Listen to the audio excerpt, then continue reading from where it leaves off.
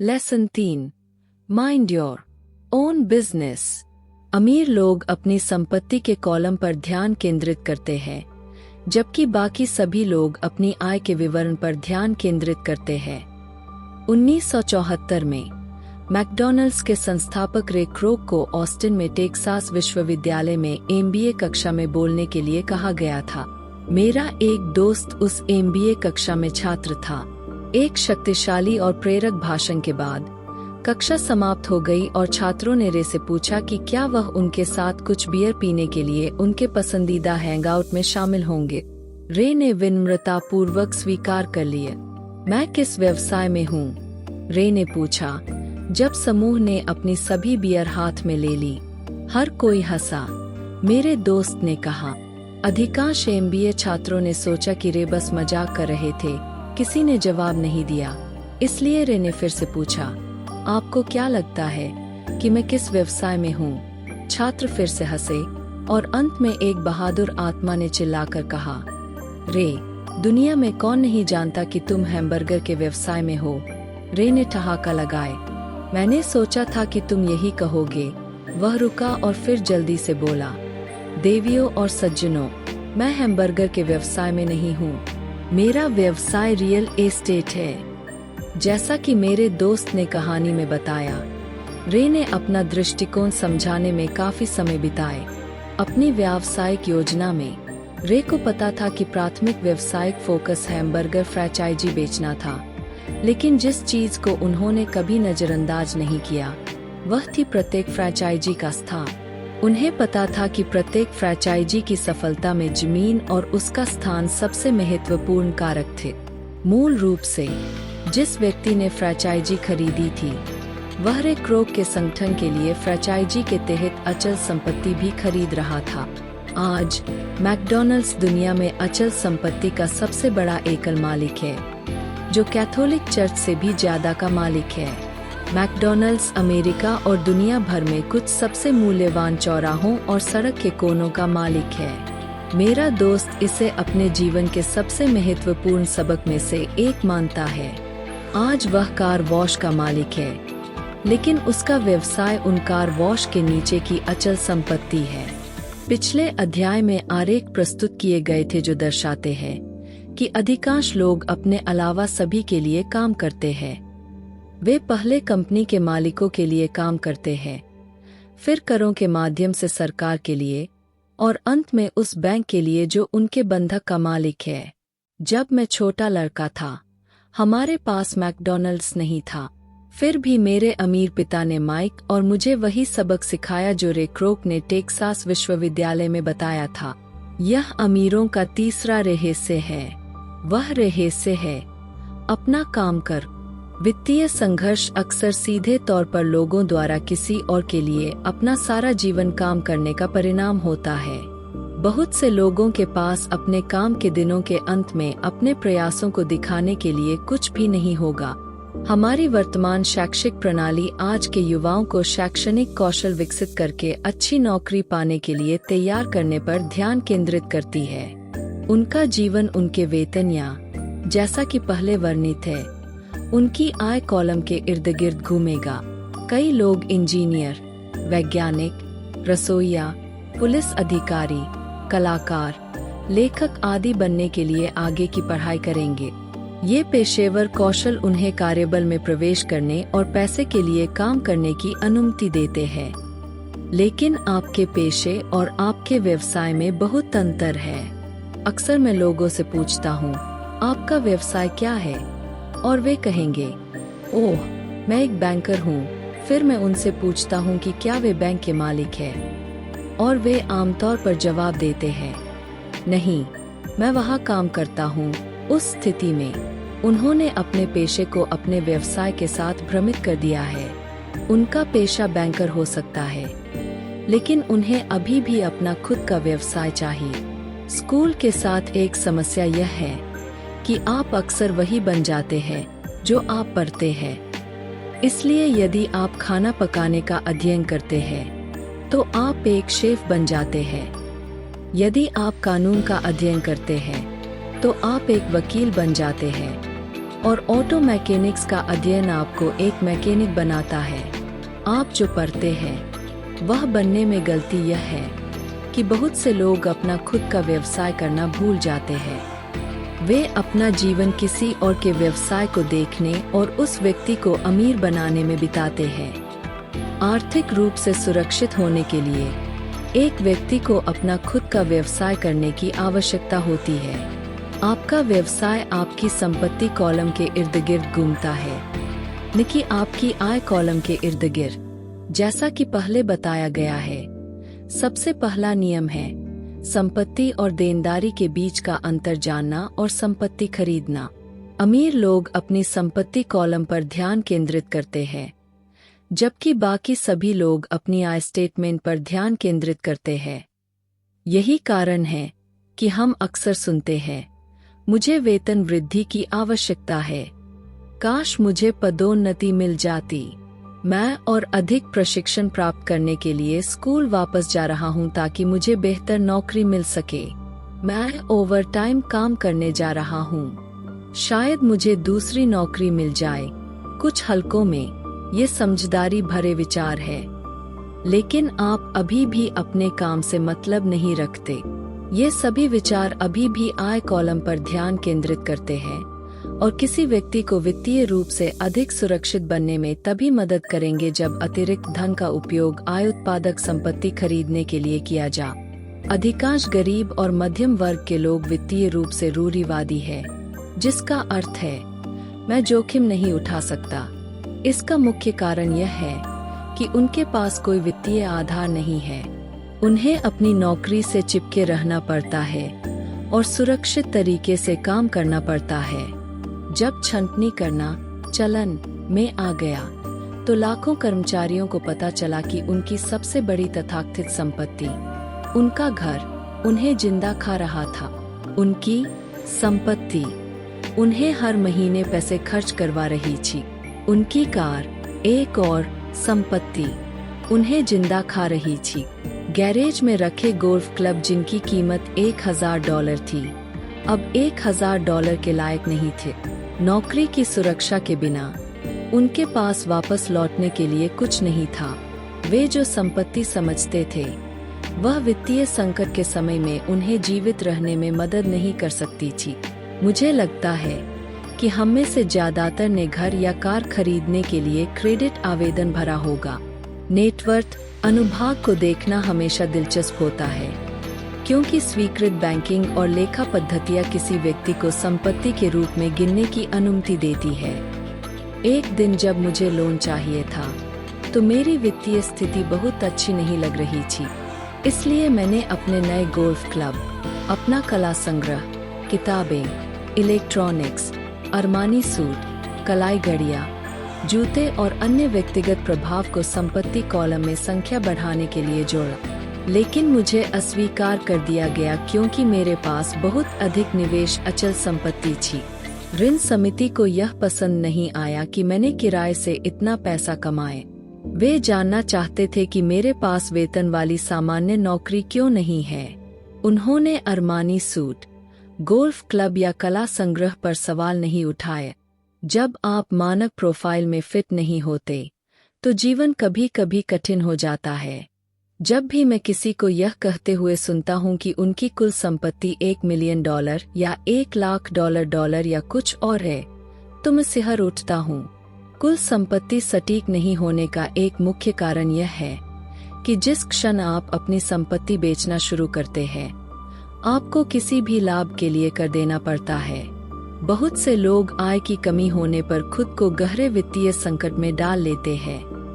नकदी जुटाने के लिए वे अपनी संपत्ति बेचते हैं, लेकिन उनकी व्यक्तिगत संपत्ति आमतौर पर उनकी व्यक्तिगत बैलेंस शीट पर सूचीबद्ध मूल्य के केवल एक अंश पर बेची जा सकती है, या यदि संपत्ति की बिक्री पर कोई लाभ होता है तो उस लाभ पर कर लगाया जाता है, तो फिर सरकार अपना हिस्सा ले लेती है। इस प्रकार उन्हें ऋण से बाहर निकालने में मदद करने के लिए उपलब्ध राशि कम हो जाती है।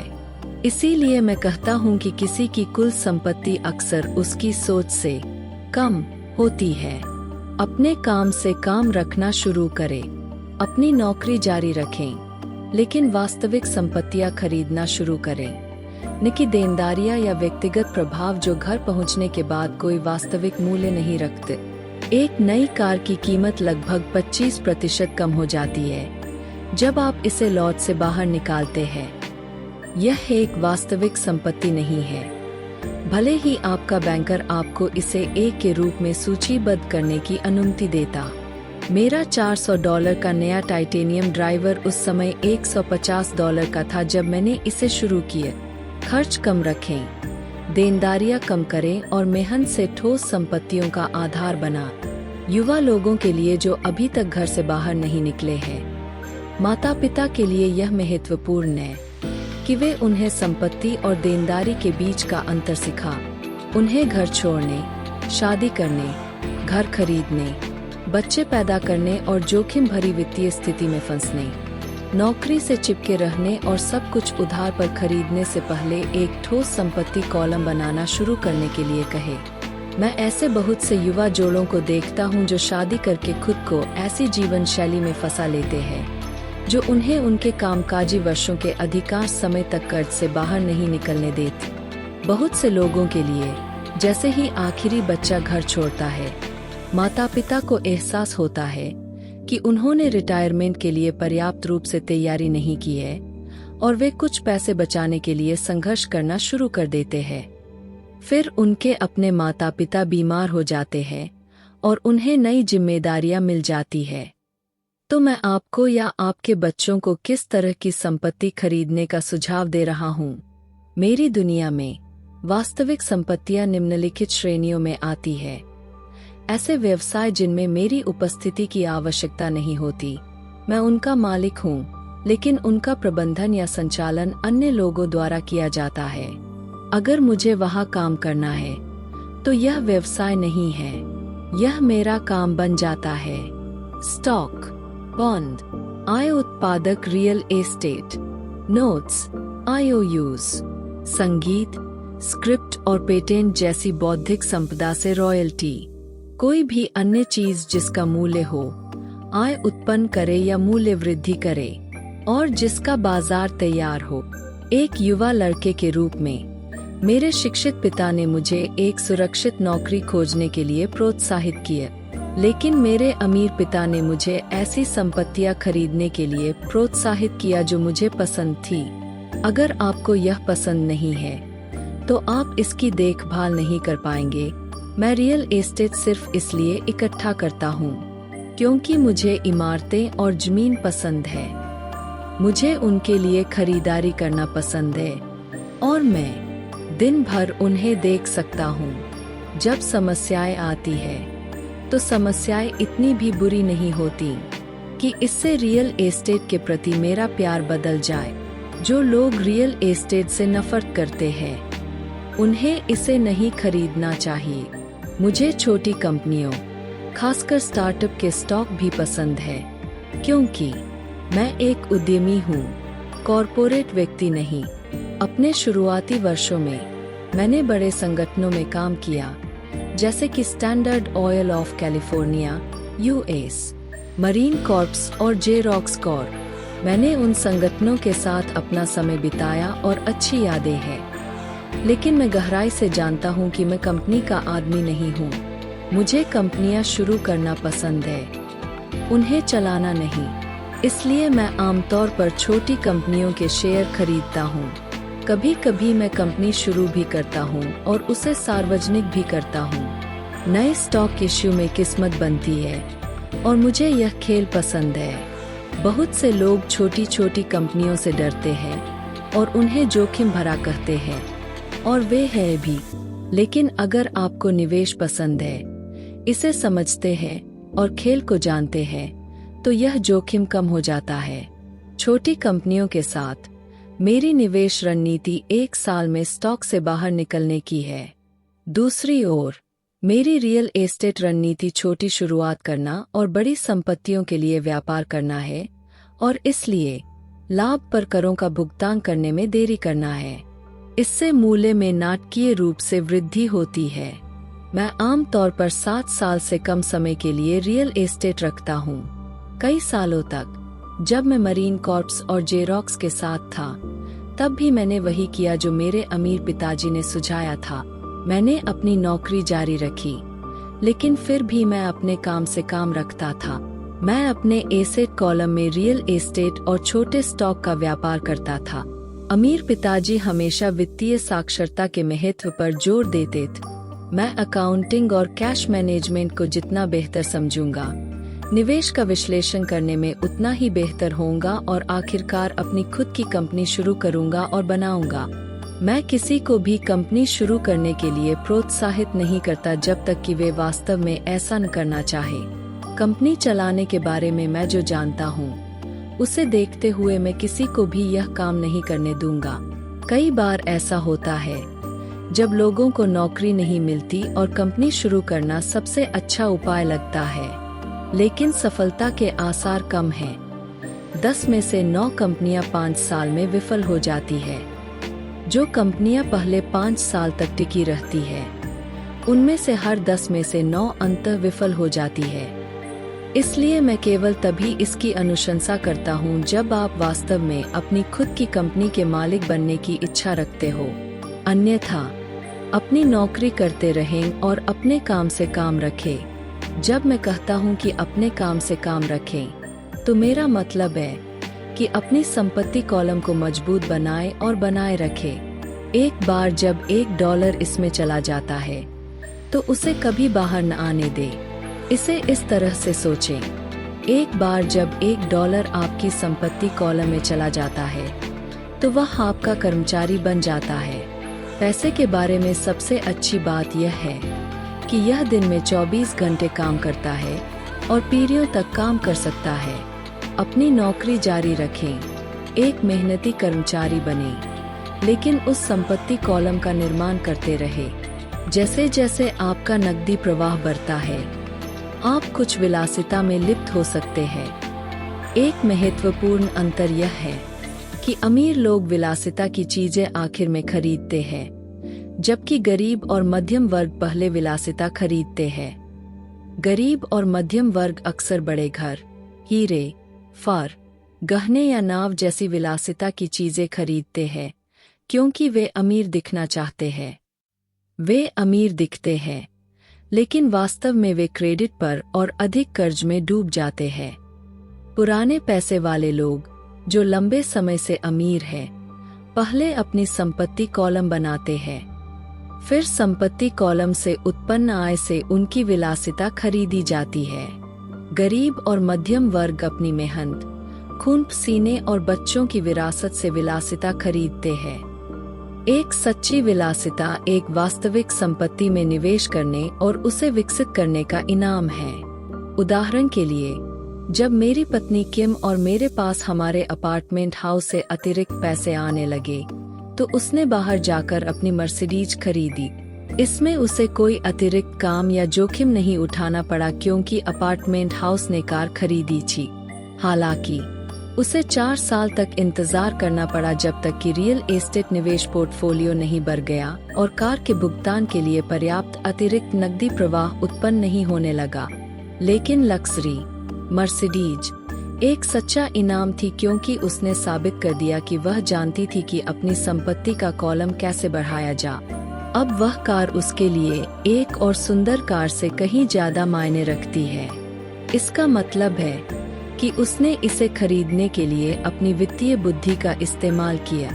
इसके बजाय ज्यादातर लोग आवेग में आकर नई कार या कोई और लक्सरी खरीद लेते हैं। क्रेडिट पर वे ऊब महसूस कर सकते हैं और बस एक नया खिलौना चाहते हैं। क्रेडिट पर लक्सरी खरीदने से अक्सर व्यक्ति उस लक्सरी से नाराज हो जाता है, क्योंकि कर्ज एक वित्तीय बोझ बन जाता है।